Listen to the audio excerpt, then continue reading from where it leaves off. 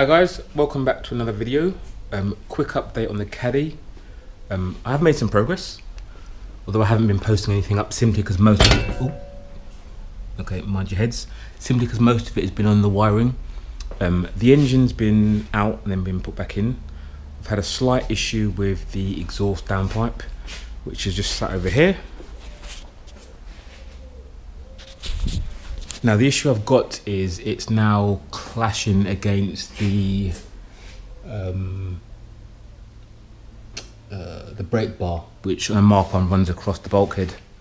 I was originally intending to run a bias pedal box, but I've changed my mind now and I think I want a servo, so I'm putting the original Mark 1 brake bar back in.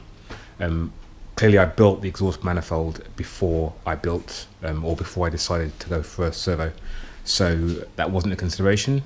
But unluckily, it's probably, I don't know, only about 20 mil maybe, but obviously it's enough that it's not going in properly, so I'm going to have to butcher that and kind of reshape it so it drops it down slightly. But other than that, what else was on the engine? I've dropped the engine down by about 10 mil. It was sitting a little bit too close to the bonnet, so I'll put spacers in for now and I'll make up some like alley brackets and stuff, just to drop it down by about 10 mil. But other than that, it's primarily purely been on wiring. So I've now got a box, which is in essence the kind of complete loom for the Caddy. So in terms of what I've been doing, it's been reading through Mark 1, Mark 2, Mark 3, Mark 4, and it has been a little bit timely and time consuming. Also, if you're attempting something similar, there's a good site called what's his name? Rub Johnny. He's on Club GTI. He's got a good post on how to put a Mark 4 loom into a Mark 2. And if you go on his site, he's got a Google Doc with like loads of wiring diagrams. So I used his wiring diagrams for the Lupo dash, because it's the same as a Polo. So I used the diagrams from a 6N2. So that really helped. So in essence, now I have a loom which is a mixture of Mark 1, Mark 2, Mark 3, Mark 4 and Lupo. But what I'll do now is I'm going to basically put the loom out on the floor and kind of try and bench test as much of it as possible before I put it in the car. So I've got spare parts for most bits, so I can have the servo, the brake servo, the heater matrix, the washer pump, the lights, the indicators, the clocks, etc, etc. So just to make sure it all works properly and there's no sparks, fuses, fires, bangs, whatever. And then I'll put it in the car and then test it properly in terms of the whole loom. But yeah, once that's kind of in, what left? Then I can potentially crank it over, just to see that that does work. Obviously I haven't got a fuel pump in there yet, so it's not going to start. Then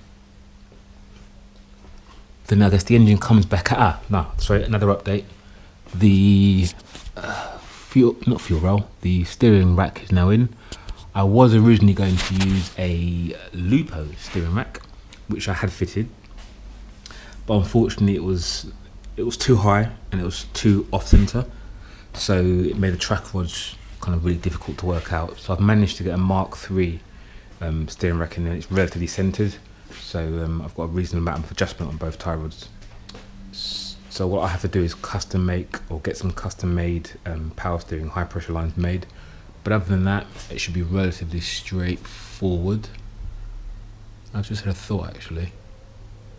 No, scratch that, it's what I was just looking at this bracket here and I thought the power steering pump's not going to fit in between there and there, but I just remembered the power steering pump is there, so panic over. So again, yeah, what I'll do now is I'll pull all the wiring out, put it on the floor, and then start to make sure it all works as intended. So give me a second.